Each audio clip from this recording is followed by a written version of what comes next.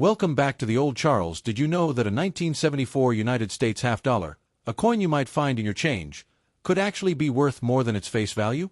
Whether you're a coin collector or just curious about old U.S. coins, today we're diving into the fascinating history, design, and value of the 1974 Kennedy half dollar.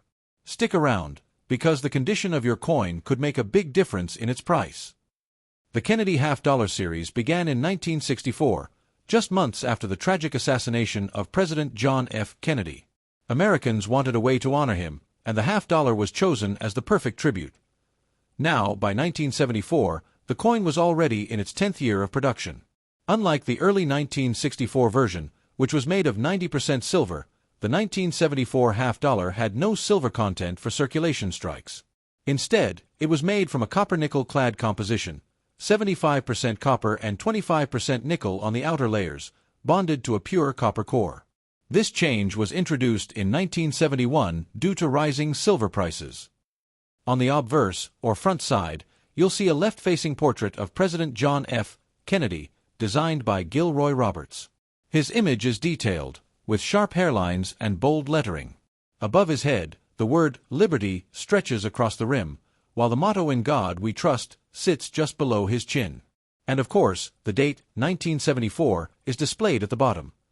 Flip it over, and the reverse side, designed by Frank Gasparo, shows the presidential seal, a heraldic eagle with a shield on its chest, holding an olive branch in one claw and arrows in the other, surrounded by 50 stars representing the states.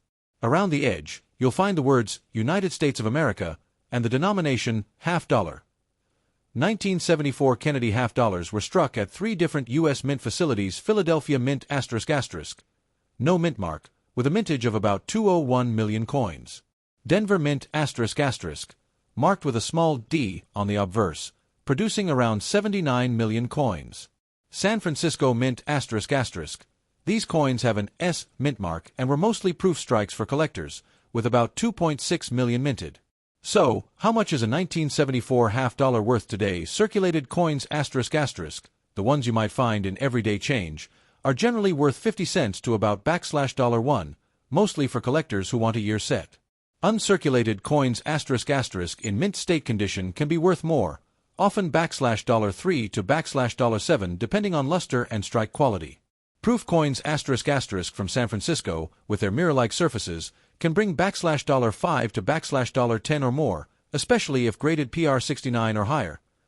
But here's the exciting part: rare error coins from 1974, such as double dies or off-center strikes, can sell for $50 to several $100s, depending on rarity and condition. If you think you've got a valuable 1974 half dollar, the condition is everything.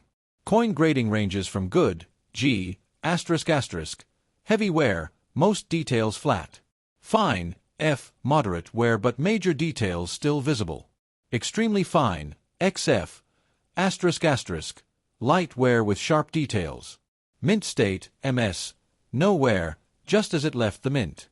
Professional grading from companies like PCGS or NGC can authenticate your coin and potentially boost its market value. Here's a tip for collectors: while most 1974 half dollars aren't made of silver, some special 40% silver strikes were made for collector sets in the early 70s. Always check the edge. If it looks solid silver without the copper stripe, you might have a rare silver-clad version. Also, keep an eye out for the famous 1974 D double die obverse, a rare variety where the date and lettering appear doubled. Those can be worth a lot more than face value. So there you have it, the 1974 Kennedy half dollar, a beautiful piece of American history, a lasting tribute to President Kennedy, and a fun find for collectors. Even if yours is only worth face value, it's still a piece of history worth holding on to. The Kennedy half dollar was first introduced in 1964, just a few months after the assassination of President John F. Kennedy in November 1963. The coin was created as a national tribute to honor his memory, and Americans quickly embraced it. The design was fast-tracked. The U.S. Mint worked closely with Jacqueline Kennedy and Robert F. Kennedy to approve the final look. The obverse, front, was designed by Gilroy Roberts, featuring Kennedy's profile, and the reverse, back, was designed by Frank Gasparo, based on the presidential seal. Originally, in 1964, the half dollar was made of 90% silver, but rising silver prices made it costly for the U.S. Mint to produce. From 1965 to 1970, the coins were changed to a 40% silver-clad composition for circulating coins. By 1971, the U.S. Mint completely removed silver from the half-dollar for circulation, switching to a copper-nickel-clad design, the same type used in the 1974 issue. This made the coins more durable for daily use and cheaper to produce. The year 1974 itself wasn't a major design change year, but it was significant because the coin had been in circulation for 10 years, yet the public rarely used half-dollars in everyday transactions. Millions were minted, yet many ended up in bank storage and collector hands. The Denver Mint produced a rare double die variety in 1974, which today is highly sought after by collectors. While most 1974 half-dollars were for general circulation, San Francisco Mint proof coins were struck specifically for collectors, using polished dies and specially prepared blanks to give them a mirror-like finish. When it comes to coin collecting, condition is everything. A 1974 Kennedy half-dollar's value depends heavily on how well it has been preserved over the years. Coin collectors use a grading scale that ranges from good, G, to mint state, MS, to judge condition. Here's what to look for: good, G, 4, **, heavy wear with most details flattened.